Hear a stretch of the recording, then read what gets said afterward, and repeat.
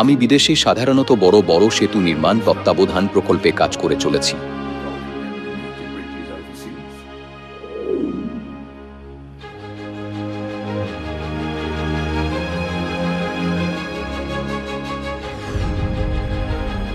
আমি বিদেশে কর্মরত ছিলাম এবং আমার স্ত্রী আমার কিছু সময় আগে সত্য গ্রহণ করেছিলেন এবং তিনি আমাকে পিতা ও মাতার বিষয়ে বলেছিলেন এবং সত্যের পুস্তকগুলি পড়তে দিয়েছিলেন যেগুলো আমি পড়েছিলাম।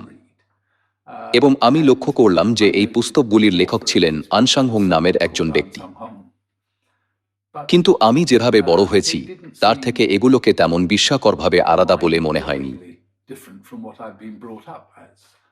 আমার স্ত্রীর বোঝানোর ক্ষমতার কারণে আমি কোরিয়ার সিওনে অধ্যয়ন করেছিলাম, আর আমি সেই সিওনে একজন অত্যন্ত ধৈর্যশীল মিশনারির সাথে কয়েক ঘন্টার অধ্যয়নে অংশ নিয়েছিলাম। এবং অধ্যয়নের পর আমার স্ত্রী বলেছিলেন বাপ্তিস্ম গ্রহণ করলে কেমন হয়, কিন্তু সেই সময় আমি এর তীব্র বিরোধিতা করেছিলাম, কারণ জন্মের পরেই আমি বাপ্তিস্ম গ্রহণ করেছিলাম। আমার মনে হয়েছিল যে পুনরায় বাপ্তিস্ম গ্রহণ করাটা এই ধরনের কথা বলে যে আমাকে খ্রিস্টীয় শিক্ষা দিয়ে আমার বাবা মা তাদের জীবন নষ্ট করেছেন।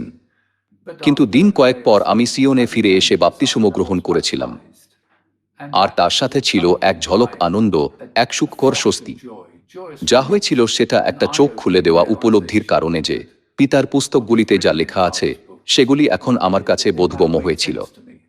2000 বছর আগে খ্রিস্টের আগমনের পর থেকে এই জগতে যা কিছু ঘটেছে এবং এখন পর্যন্ত যা কিছু ঘটছে তার যৌক্তিক ব্যাখ্যা সবই তাঁর ব্যাখ্যার মাধ্যমে প্রকাশিত হয়েছে। সেই অন্ধকার যুগে যখন সত্য বিলীন হয়ে গিয়েছিল, তারপর নিস্তার পর্বের সত্যকে ফিরিয়ে আনা, এবং সবচেয়ে আশ্চর্যজনক বিষয় হল এই উপলব্ধি যে এই সময়ে আমাদের স্বর্গীয় মাতা আমাদের সঙ্গে আছেন।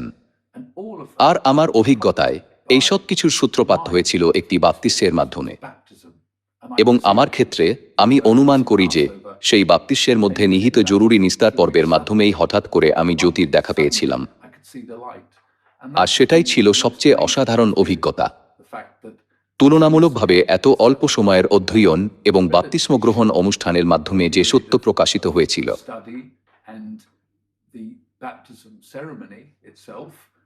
তার ফলস্বরূপ আমার এই উপলব্ধি হয়েছিল যে খ্রিস্ট আনসাং হুমই হলেন প্রকৃত ঈশ্বর, কেবল এই কয়েকটি পুস্তকের রচয়িতা নন।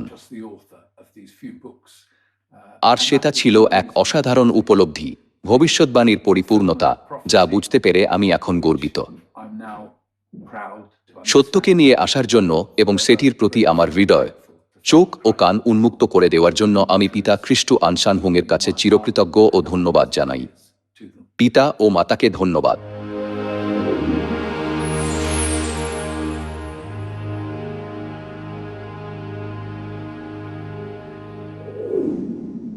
আমি একজন ধর্মপ্রাণ খ্রিস্টান হিসাবে বেড়ে উঠেছিলাম। আমি নিয়মিত সাপ্তাহিকভাবে চার্চে যেতাম। আমি একটি চার্চ ভিত্তিক প্রাথমিক স্কুলে এবং একটি ক্যাথিড্রাল হাই স্কুলে পড়াশোনা করেছিলাম। কিন্তু এটা স্বীকার করতে আমার লজ্জা লাগে যে সেই সময়ে আমার আসলে কোনো বিশ্বাসী ছিল না, একেবারেই না। আরাধনায় অংশ নেওয়াটা আমার কাছে একটা সামাজিক অভ্যাস ছিল, এবং এটা ছিল সামাজিক কাজেরই একটা অংশ। এর কোনো অর্থ ছিল না। কিন্তু পিতা খ্রিস্ট আনসাং হোম এবং স্বর্গীয় মাতা সত্য উপলব্ধি করার পর অভ্যাসগত আরাধনা এখন আনন্দে ও খুশিতে পরিপূর্ণ আরাধনায় পরিণত হয়েছে। প্রতি সপ্তাহের শেষে পরিবারের সাথে দেখা করার চেয়ে আনন্দের আর কিছুই হতে পারে না। আর সিওনে যাওয়া, পরিবারের সদস্যদের সঙ্গে দেখা করা এবং নিয়মিত অন্তত সাপ্তাহিক ভিত্তিতে পিতা ও মাতা সান্নিধ্যে থাকা এক চমৎকার ব্যাপার। সিওনকে খুঁজে পাওয়ার আগে চার্চগুলি বড় ছিল, চার্চগুলি ছিল উদাসীন জড়স্থান। চার্চগুলি পরিবার বা বন্ধুত্বের সাথে সম্পর্কিত ছিল না। সেগুলি উপস্থিত থাকার বাধ্যবাধকতার সঙ্গে যুক্ত ছিল। কিন্তু সিওনে যোগদান করার পর থেকে আমি সার্বজনীন উষ্ণ অভ্যর্থনা এবং পরিবারের সদস্যদের সঙ্গে থাকার আনন্দ উপলব্ধি করি। এটা আপ্লুত করার মতো বিষয়। কোরিয়া ও যুক্তরাজ্য ছাড়াও আমি আরও 5টি ভিন্ন দেশের সিওনগুলিতে গিয়েছি, আর এটি হলো সারা বিশ্বের সিওনে এক সার্বজনীন অনুভূতি। আর সেটি খুবই উৎসাহদায়ক, শারীরিক জীবনের জন্য খুবই সহায়ক। আমার জাগতিক কাজের মধ্যে চুক্তিভিত্তিক বিভিন্ন পক্ষের সাথে যোগাযোগ স্থাপন করা অন্তর্ভুক্ত আছে। আমি দেখলাম যে আমার কাজের একটি বড় অংশই হল মধ্যস্থতা করা। শুধু বাস্তব সমস্যার বাস্তব সমাধানই নয়, বরং চুক্তিগত সমস্যার চুক্তিগত সমাধানও খুঁজে বের করা। আর আমার মনে হয় সত্যের মধ্যে থাকাটা এক্ষেত্রে সাহায্যকারী। এটি আপাতদৃষ্টিতে বিচ্ছিন্ন মানুষদের মধ্যেকার সাধারণ ভিত্তিকে খুঁজে পেতে সাহায্য করে। এই সত্য থেকে এই উপলব্ধি হয় যে, যেমন চার্চের একজন প্রবীণ সদস্য আমাকে বলেছিলেন, চমৎকার ঘটনা কেবল তাদের সাথেই ঘটে যাদের বিশ্বাস আছে এবং কোনো সন্দেহ নেই। বিগত কয়েক বছরে আমার জীবনে বেশ কয়েকটি চমৎকার ঘটনা ঘটেছে। অসাধারণ সব ঘটনা ঘটেছে, যা আমার সত্যি মনে হয় যে হয়তো কখনোই ঘটতো না যদি আমি পিতা ও মাতার উপর বিশ্বাস না রাখতাম, যদি তারা পাশে না থাকতেন।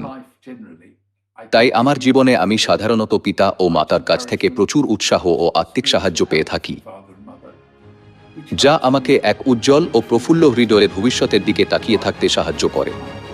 আর তার জন্য আমি পিতা ও মাতাকে অশেষ ধন্যবাদ জানাই।